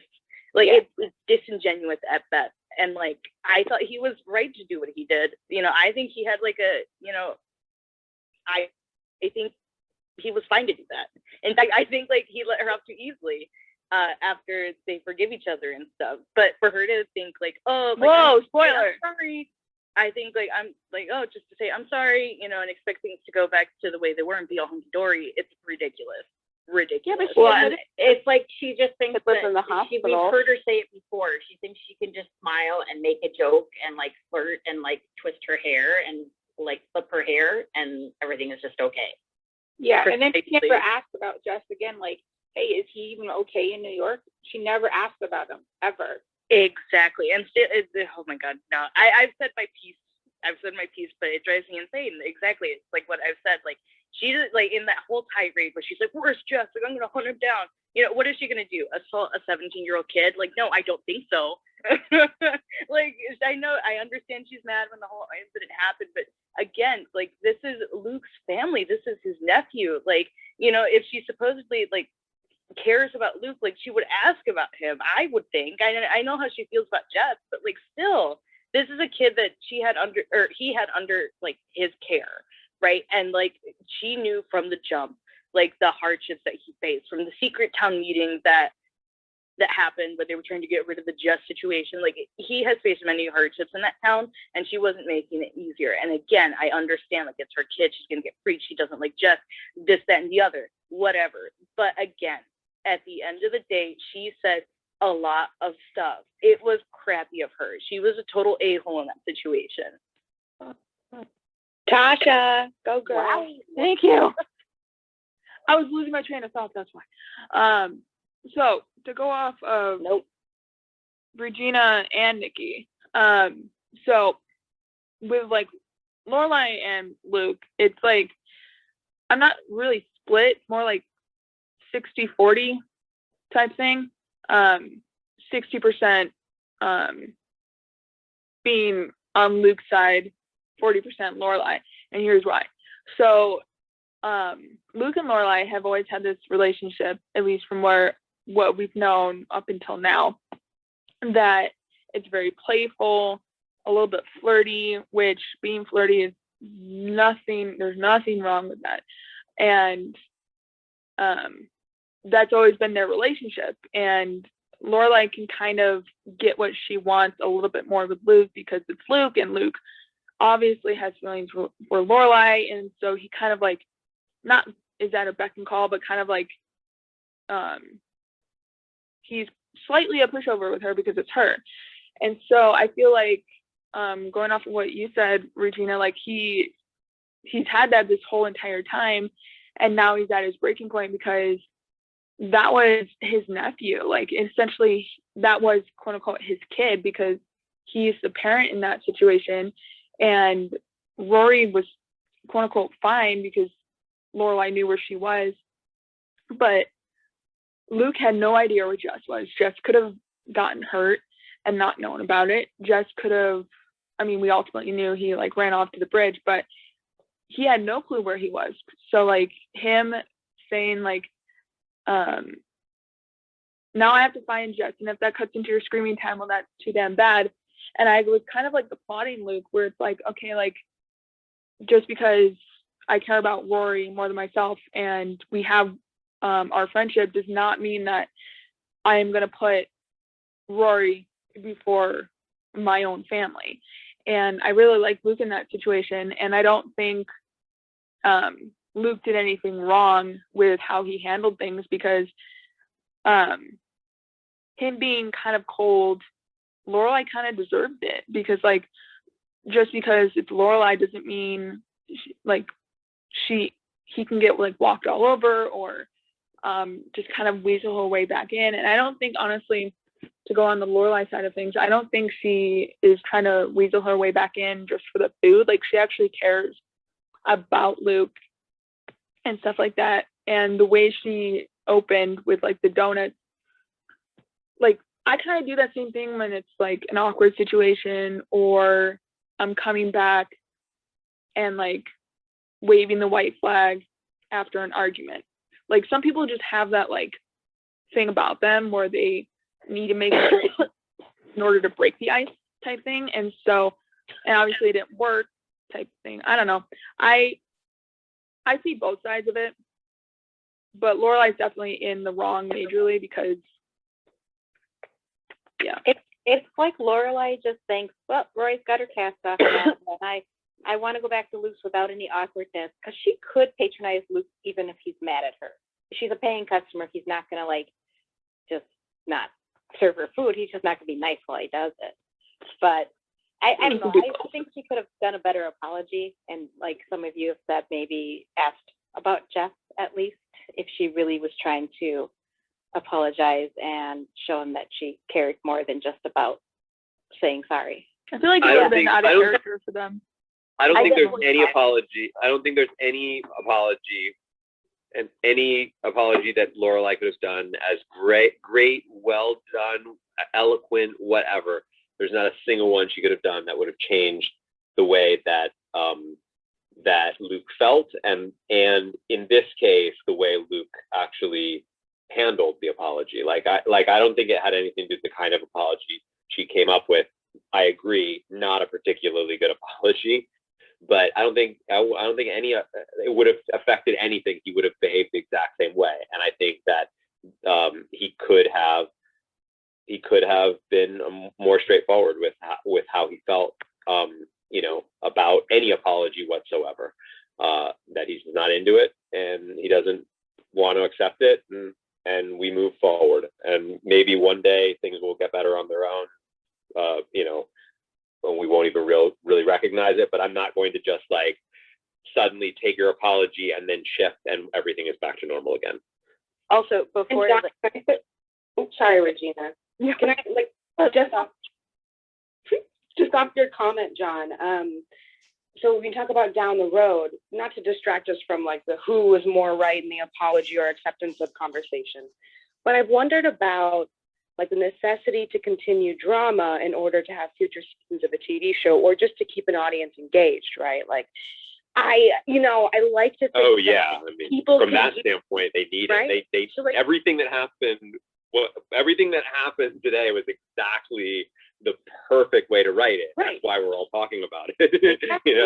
Like, I wonder too, like, where's the win that keeps us coming back for next season? Like, what would have made me just as excited for the third season now had it happened in this episode, but was a win for the characters opposed to a loss? Or does it not work that way? I don't know. I mean, I think from a writing perspective, you kind of always have to, I mean, there's a writing term known as the reversal, which is like anytime a character has something good happen to them, or something good happens, within the scene, you have to reverse it. You have to give them something bad. You have to. That's why whenever you kind of, for example, you kind of see that the phone call with Christopher was coming because things were just too good, right? There's no payoff at all if things just keep on getting better and better and better. It's like it needs to be like a heartbeat, right? It needs to like go thump, thump, thump, thump. And it's that like backward thump that requires the opposite thing to happen. Otherwise, it doesn't have that heartbeat feel to it. So yeah, I mean, the losses are what keep us coming back so that we can get a win. And then when we get the win, expect that win's going to be taken from us. That's just how narrative works. Well, they ended with Lorelai being on the outs with both Chris and Luke, and with Rory having two options. It's kind of an interesting way to end the season, I guess. Yeah, I mean, the big. Oh, I loved it. The big reversal there for the character, it is for the character of Lorelai. It's like things were suddenly like things were kind of going well. Well, so like the reversal is like, you know, you got like this awful thing that happens between her and Luke early on, right? Which gets then reversed by Christopher coming in and suddenly giving her this feeling like, oh my gosh, everything is going to be great. And then that gets reversed by him revealing that he's going to be a father and that he has to leave. So we got like pulled back and forth. And then the reason why the season ends in a way that just has us just salivating for more episodes is that we've been left largely on this like kind of loss feel, so that we want to come back. We're eager to come back for a win. No ties are like tied, no eyes are no, not or anything, I mean, like that. If you want your audience coming back for the next season, you don't want to tie too much up.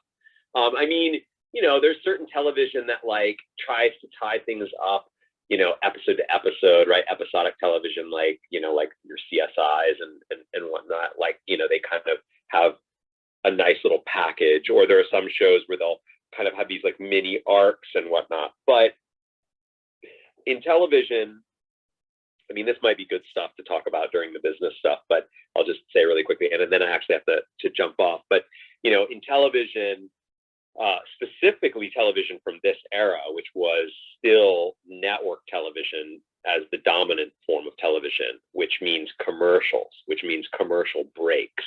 Commercial breaks means acts of a TV show, which are television shows of this era have act breaks specifically to accommodate commercials. So act breaks need to end with some kind of cliffhanger, you could call it, or you could just call it a reversal in which the character is left in a state where we're, you know, worried about them for one reason. And that's because they need you to make sure that you're going to come back after the commercial, right? The commercial, you're about to go to a 5-minute commercial break, and you might go to the bathroom, and then you might forget about the show. They don't want that. So the writers write these like big moments at the ends of these acts so that they know they can hook you and get you back after the commercial's over.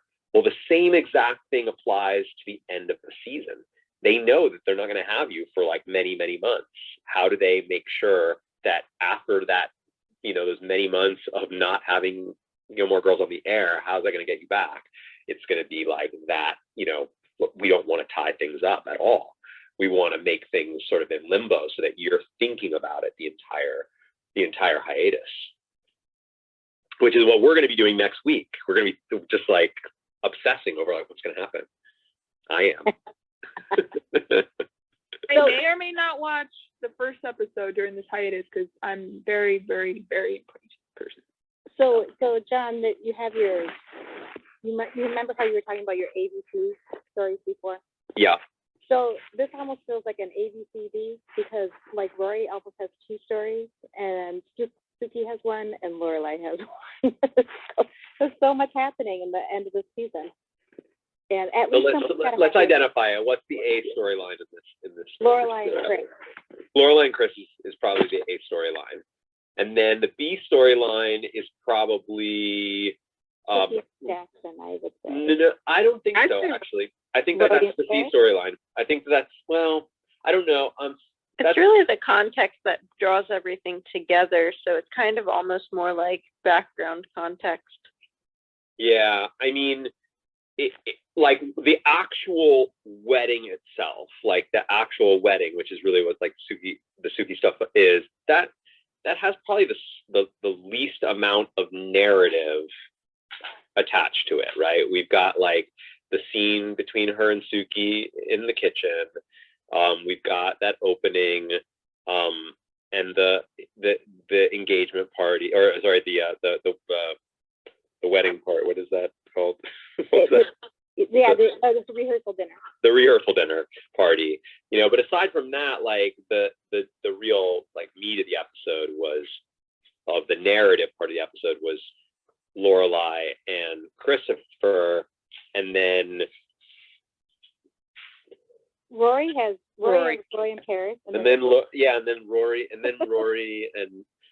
Rory in Paris. I mean, yeah, this episode definitely had like a lot of stuff going on in it. So I mean, yeah, maybe there can be a D storyline.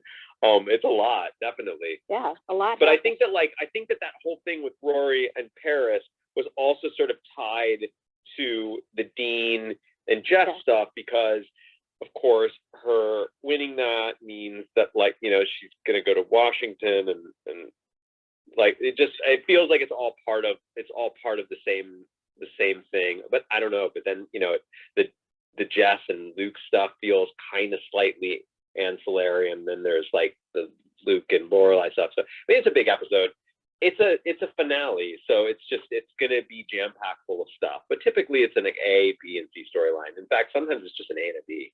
But on this show, on a show with such a large ensemble, such a big world, it's typically an A, B, and C storyline. If not something like we saw tonight, where there's just like lots of little things happening. This was a good finale. Really good. So we get to see you. Which episode do you come in? I'll be in. 3 or 4. It sounds like I'm episode 3. Ooh. I thought it was Right? 4. It's one has class and the other one dies. What episode is that? Episode 4. That's episode 4. Okay, well then we're episode 4. So that's Thursday. Thursday the 3rd. Keep preparing for watching yourself then. Yes. I know. I already have some things that I'm prepared to talk about, because I have memories from shooting that. All right, I'm going to be heading out. Thank you all for joining me. Your continued joining me on this. We are beginning our hiatus week starting tomorrow. But there's still things this week that are happening. Lots of stuff. There's so much stuff happening. Like tomorrow, Tasha's doing a watch of a future of an episode deeper in the season. We're gonna Like season 6, episode 8. Yeah, we're gonna be getting to that episode in my watches. But as I said, feel free to schedule watches for things that we've already seen before. You can schedule an episode that's deeper into the season if you want. Jen, I know that you're watching. Either you're in season 4. If you want to like schedule some watches with Jessica, you know, around what you guys are doing, like, you know, feel free to do it. I also feel like I noticed some folks just started a Remarkist room yesterday. Is that right, Chris? Did you? I didn't start it. That was oh my April. God. April started one, and then I saw the notification come up, and my thumb hit it, so I ended up joining her, and we just had a good giggle in there about it.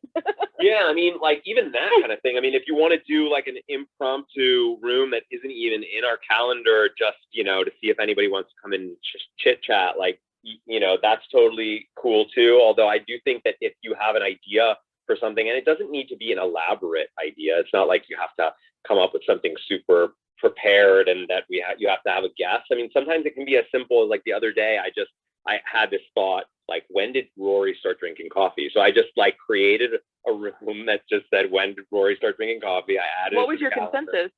Since I was at the store when that happened. So what was your consensus? We kind of, the conversation really mostly was just like, we were asking each other, like, when did you start drinking coffee? And like Mary was talking about how like she hates 13. coffee, but she used to make it for her mother, and so she has a relationship to coffee. So it just ended up being like just a great conversation about coffee, and you know, and like when you drank it and whatnot. It wasn't even necessarily specific to Gilmore Girls. Gilmore Girls just was like the jumping off point, and then we talked a little bit about Rory. But I guess my point being, they don't need to be super, you know, planned or prepared, you know, and you know, just like I said, if you have an idea or you just want to, you know, chat about something specific to the show, just you know, put something into the calendar. It can be, you know, earlier in the day or later, or if you're an international, you know, somebody who's living in Europe or Australia, you know, schedule something for times that work better for you, and maybe some international folks will join. I think that we could really get the hiatus week just like, you know, full of all kinds of events. But as of right now, we've got one big thing per night.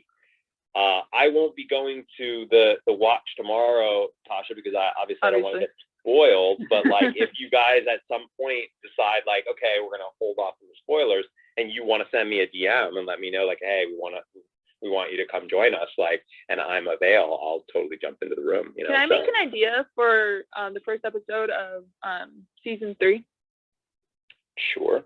Okay, so the name of the first episode of season 3 is "So Lazy Hazy Crazy Days of Summer," and so since summer is upon us, or here depending on where you are, I feel like we should kind of have like a summer food kind of night where it's like, if you want to make like a hamburger or like hot dog, or if you want to have like fruit, just like things that have to do with summer type thing, we can kind of do that. I mean, I know it's not as good as the picnic, but it goes with summer.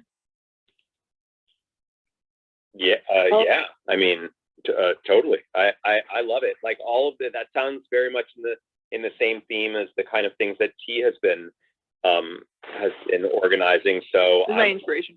I'm all for it. I love that kind of stuff. You know, Okay. I mean, I'm having great fun with all of these like little games and stuff. You know, obviously I have lots of ideas for games that I want to infuse into this whole project. I'll DM you more details. In the larger sense. So I'm always game for that kind of stuff. Okay, I'll DM you then. with more Tasha, details. it's on Facebook. You should just put it onto Facebook too. That's what she does. Okay. In I'll the think group. about it more and then put it on there. All right, everyone. I'm heading out. Oh, Cindy, let me make you moderator because it looks like you jumped in just now. And I will be around. We're not doing one tomorrow, but Tasha is. And like I said, Tasha, if you decide that you guys are going to go light on spoilers, or you finish the episode and you're going to go light on spoilers, you can certainly DM me, and if I'm around, I'll jump in. Okay. Mary and I are doing a Tuesday business, talking about the business. And I They just should put it pilot. into Clubhouse, so hopefully I did it right. Yeah, I saw that. I just saw it. We're going to do the unaired pilot on Wednesday with Regina. We're doing a trivia night with the Bad Boys versus Bad Boys. Friday's happy hour. Group. Friday's happy hour. We've got a big music thing coming on Saturday. Sunday is currently unclaimed, or nothing's happening on Sunday. But, I don't want to say unclaimed because I think that even the days we have things going on, folks can schedule something for another time during the day, earlier or later or whatnot. All right, I'm out. Thank you all for joining me in this, and we will see each other this week. Bye, John. Bye. Bye, everyone. Bye. Bye, John. Did you guys